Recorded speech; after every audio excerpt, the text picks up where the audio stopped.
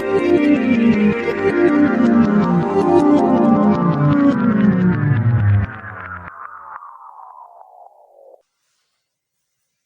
اللہ الرحمن الرحیم. میں علی ایکٹر ان لا کے ساتھ آپ کی خدمت میں حاضر ہوں. آج ہم ڈسکس کریں گے ریکوڈک کو اور ریکوڈک کی ہسٹری میں کیا ہوا اور ان فیوچر کیا ہونے جا رہا ہے. آج اس کے بارے میں ہم ڈسکس کریں گے اور میں آج آپ کو بتاؤں گا کہ ریکوڈک کی ہسٹری کیا ہے, یہ کیس کب شروع ہوا اور کیوں شروع ہوا اور کہاں سے اختلافات شروع ہوئے گورنمنٹ آف پاکستان کے اور ٹی سی سی کے. آج میں آپ کو اس کے بارے میں تمام معلومات فراہم کروں گا. سب سے پہلے آتے ہیں یہ معاہدہ ہوا کب اور یہ کس کس کے درمیان میں ہوا. 23 جولائی 1993 1993 بلوچستان حکومت اور ٹی سی سی کے درمیان میں ایک معاہدہ ہوا جس کا نام رکھا گیا چاگی ہلز ایکسپلوریشن جوائنٹ وینچر. معاہدہ ہو گیا.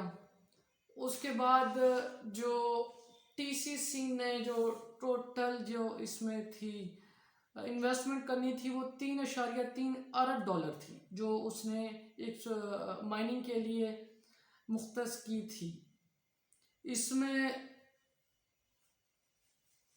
جو ٹی سی سی تھا اس کا حصہ 75% تھا اور بلوچستان حکومت کا جو تھا وہ 25% حصہ تھا, جو شروع سے ہی ایک غیر قانونی قسم کا معاہدہ تھا جو اس وقت کی گورنمنٹ نے کیا. اس کے بعد جو ٹی سی سی نے اس میں سے 37.5% جو اس کے شیئرز تھے وہ اس نے چلی کی ایک کمپنی اینٹوفیگسٹا کو سیل کر دیے. اس کے بعد 37.5% جو شیئرز تھے ٹی سی سی کے اس میں سے جو باقی تھے اس کے وہ اس نے کینیڈین برکس گولڈ کارپوریشن کو سیل کر دیے. اس کا مطلب تھا کہ ٹی سی سی نے جو اپنے شیئر 75% تھے وہ آگے سب کمپنیز کو بیچ دیے. اس کے بعد ابتدائی طور پہ ٹی سی سی اور ذیلی جو دو کمپنیاں تھیں انہوں نے پاکستان میں 220 ملین ڈالر کی جو تھی بلوچستان میں مائننگ کے اوپر انہوں نے سرمایہ کاری کی. اس کے بعد اس معاہدے کی جو مدت تھی وہ 56 ایئرز تھی. اس کے تحت جو ٹی سی سی کو پروفٹ تھا وہ 60 ارب ڈالر تھا, مطلب ہر سال 1.5 ارب ڈالر ٹی سی سی کو یہاں سے نفع ملنا تھا. اس کے بعد 2011 میں بلوچستان حکومت نے ٹی سی سی کو مزید مائننگ سے روک دیا. اس کے بعد جو ٹی سی سی تھا اس نے 2011 میں بلوچستان حکومت کو ایک درخواست دی تھی کہ ان کو مزید مائننگ کی اجازت دی جائے جو کہ انہوں نے معاہدہ بلوچستان حکومت سے کیا تھا اس کے تحت. اس کے بعد بلوچستان حکومت نے جو یہ درخواست ٹی سی سی کی یہ خارج کر دی اور یہ کہا کہ یہ جو معاہدہ کیا گیا تھا یہ خلاف جو پاکستان کا قانون ہے اس کے خلاف کیا گیا.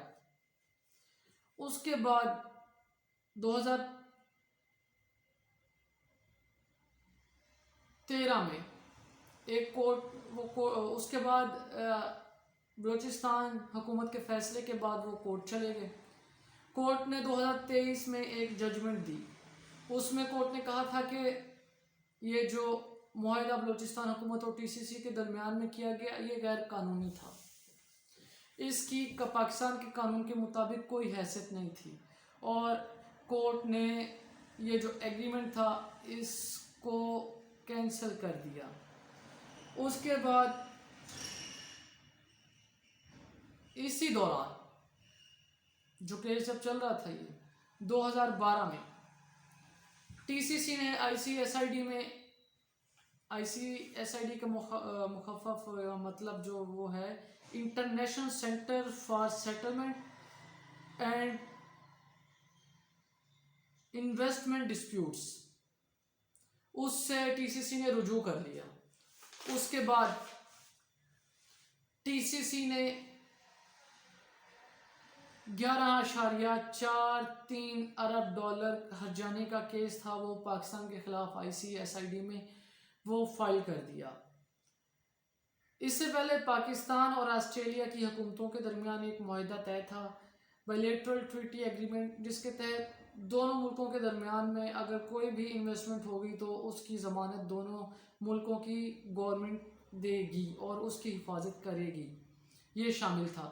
اس کے مطابق وہ اسی معاہدے کے تحت 2017 میں جو ISID کا فیصلہ آیا، اس میں کہا گیا کہ 1993 کا جو معاہدہ تھا وہ بالکل ٹھیک تھا اور قانون کے مطابق تھا، کیونکہ وہ بلوچستان حکومت اور TCC کے درمیان میں قانونی طریقے سے ہوا تھا، اور کوئی ملک اس کو یہ کہہ کے نہیں توڑ سکتا کہ وہ اس ملک کے قانون کے خلاف ہے۔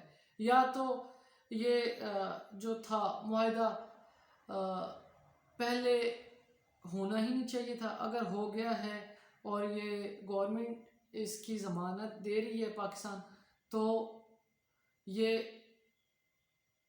توڑا نہیں جا سکتا۔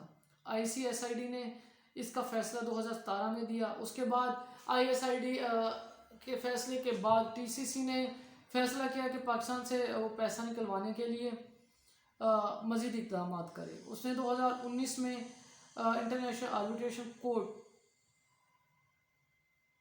کورٹ سے رجوع کیا، اور انٹرنیشنل آربیٹریشن کورٹ نے پاکستان پر 6 ارب ڈالر کا جو تھا ہرجانہ عائد کر دیا۔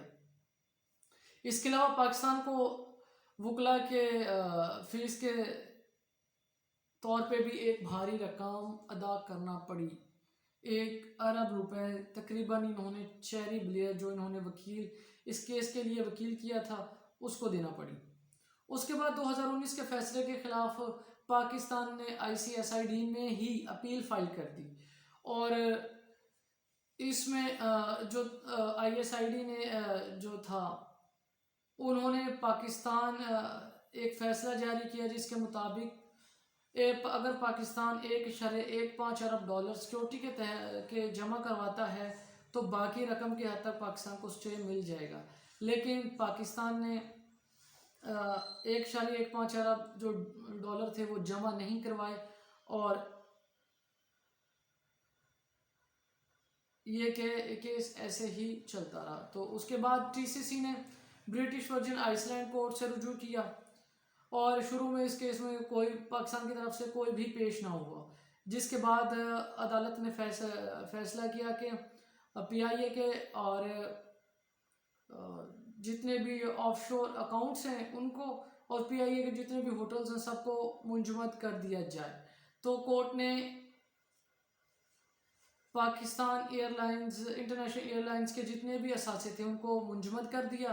اس کے بعد پاکستان کے PIA کے جتنے ہوٹلز تھے ان کو بھی انہوں نے منجمد کر دیا۔ اس کے بعد اس میں پاکستان کے مشہور زمانہ جو ہوٹلز تھے، روز ویلٹ ہوٹل جس کا آج کل بہت تذکرہ چل رہا ہوتا ہے پاکستان میں اور زلفی بخاری کے حوالے سے، اور دوسرا تھا سکرائب ہوٹل فرانس پیرس۔ یہ جو 2 ہوٹلز تھے ان کو بھی برٹش ورجن آئلینڈ کی کورٹ نے ان کو بھی منجمد کر دیا۔ اس کے بعد اب اچانک سے کیا ہو گیا 2021 میں PIA نے ایک ٹویٹ کیا جس میں انہوں نے بتایا تھا کہ ان کے جو اثاثے ہیں وہ غیر منجمد کر دیے گئے ہیں۔ اس کا مطلب کہ تمام جو آف شور اکاؤنٹس تھے اور ہوٹلز تھے PIA کے وہ انفریز ہو گئے۔ تو یہ کیسے ہو گیا؟ تو اس ہسٹری میں آپ کو جاتے ہیں اور میں آپ کو بتاتا ہوں ہوا کیا ہے۔ بیسیکلی اسٹارٹنگ میں جو یہ کیس ہے برٹش ورجن آئس لینڈ میں گیا، تو وہاں سے پاکستان کو ریلیف تو مل گیا کہ انفریز کر دیتے ہیں، لیکن کیس ابھی چل رہا ہے۔ باقی 6 ارب ڈالر کی حد تک ابھی تک کوئی فیصلہ نہیں ہے، اور نہ ہی وہ ابھی تک وہ جرمانہ ختم کیا گیا ہے۔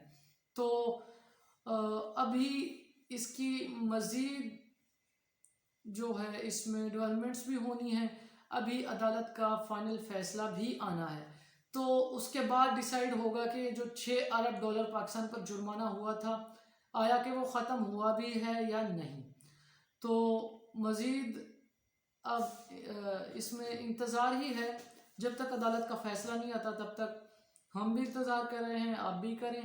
جیسے ہی فیصلہ آتا ہے یا کوئی اپڈیٹ ہمیں ملتی ہے تو انشاءاللہ ہم ایک نئی ویڈیو کے ساتھ آپ کی خدمت میں حاضر ہوں گے، اور آپ تمام دوستوں کو اس کیس کے تمام فیکٹس کے بارے میں بتائیں گے کہ آیا کہ اس میں کیا ڈیولپمنٹس ہو رہی ہیں اور کیا ہو گئے ہیں۔